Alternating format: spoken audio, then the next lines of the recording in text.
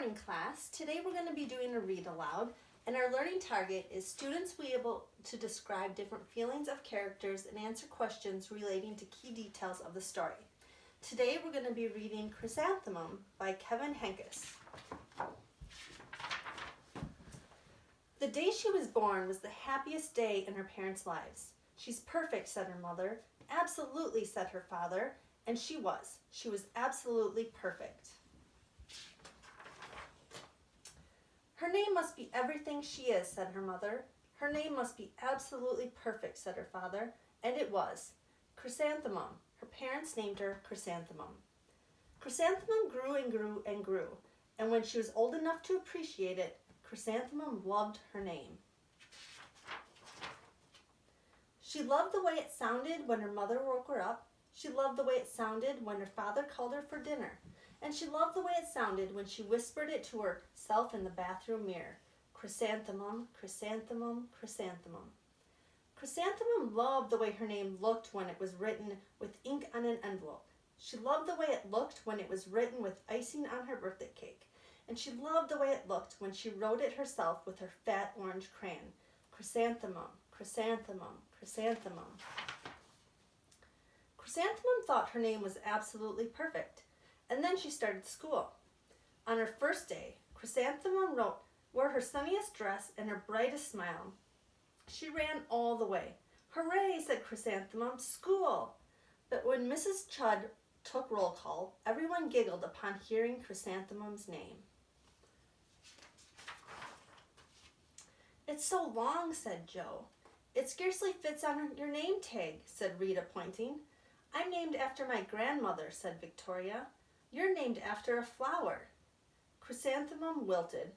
She did not think her name was absolutely perfect. She thought it was absolutely dreadful. The rest of the day was not much better.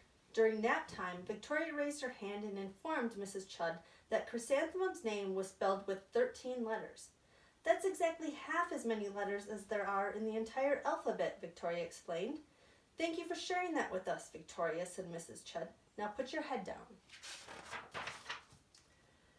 "If I had a name like yours, I'd change it," Victoria said, as the students lined up to go home.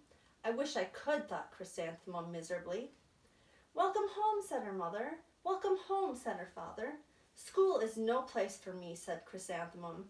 "My name is too long. It scarcely fits on my name tag, and I'm named after a flower."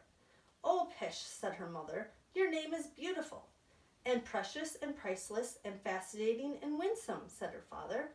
"It's everything you are," said her mother. "Absolutely perfect," said her father. Chrysanthemum felt much better after her favorite dinner, macaroni and cheese with ketchup, and an evening filled with hugs and kisses and parcheesi. That night, Chrysanthemum dreamed that her name was Jane. It was an extremely pleasant dream. The next morning, Chrysanthemum wore her most comfortable jumper. She walked to school as slowly as she could. She dragged her feet in the dirt. "Chrysanthemum, chrysanthemum, chrysanthemum," she wrote. "She even looks like a flower," said Victoria as Chrysanthemum entered the playground. "Let's pick her," said Rita, pointing. "Let's smell her," said Joe. Chrysanthemum wilted. She did not think her name was absolutely perfect. She thought it was absolutely dreadful. The rest of the day was not much better. During nap time, Victoria raised her hand and said, "A chrysanthemum is a flower. It lives in a garden with worms and other dirty things." "Thank you for sharing that with us, Victoria," said Mrs. Chudd. "Now put your head down."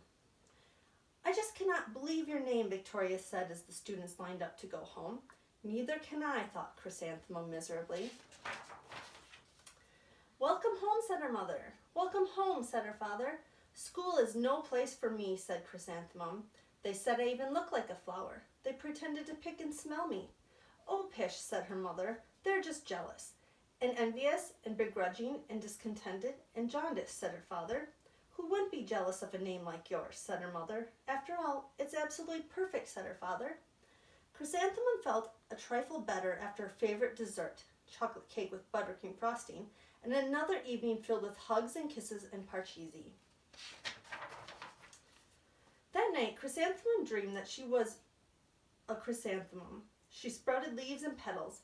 Victoria picked her and plucked the leaves and petals one by one until there was nothing left but a scrawny stem. It was the worst nightmare of Chrysanthemum's life. Chrysanthemum wore her outfit with 7 pockets the next morning. She loaded the pockets with her most prized possessions and her good luck charms. Chrysanthemum took the longest route possible to school. She stopped and stared at each and every flower. Chrysanthemum, chrysanthemum, chrysanthemum, the flowers seemed to say. That morning, the students were introduced to Mrs. Twinkle, the music teacher. Her voice was like something out of a dream. She was everything else about her. The students were speechless. They thought Mrs. Twinkle was an indescribable wonder. They went out of their way to make a nice impression. Mrs. Twinkle led the students in scales. Then she assigned roles for the class musical. Victoria was chosen as the dainty fairy queen. Rita was chosen as the spiffy butterfly princess. Jo was chosen as the all-important pixie messenger, and Chrysanthemum was chosen as a daisy. Chrysanthemum's a daisy, chrysanthemum's a daisy, Jo, Rita, and Victoria chanted, thinking it was wildly funny. Chrysanthemum wilted. She did not think her name was absolutely perfect. She thought it was absolutely dreadful. What's so humorous? Asked Mrs. Twinkle. Chrysanthemum, was the answer. Her name is so long, said Jo. It scarcely fits on her name tag, said Rita, pointing. I'm named after my grandmother, said Victoria. She's named after a flower. My name is long, said Mrs. Twinkle. It is, said Jo. My name would scarcely fit on a name tag, said Mrs. Twinkle. It would, said Rita, pointingly. And, said Mrs. Twinkle, I'm named after a flower, too. You are? Asked Victoria. Yes, said Mrs. Twinkle. My name is Delphinium. Delphinium Twinkle. And if my baby is a girl, I'm considering Chrysanthemum as a name. I think it's absolutely perfect. Chrysanthemum could scarcely believe her ears. She blushed, she beamed, she bloomed. Chrysanthemum, chrysanthemum, chrysanthemum. Jo, Rita, and Victoria looked at Chrysanthemum longingly. Call me Marigold, said Jo. I'm Carnation, said Rita, pointing. My name is Lily of the Valley, said Victoria. Chrysanthemum did not think her name was absolutely perfect. She knew it. The epilogue. Overall, the class musical was a huge success. Chrysanthemum was absolutely perfect as a daisy. Victoria made the only mistake. She completely forgot her lines as the dainty fairy queen. Chrysanthemum thought it was wildly funny, and she giggled throughout the entire dance of the flowers. Eventually, Mrs. Twinkle gave birth to a healthy baby girl, and of course, she named her Chrysanthemum. The end.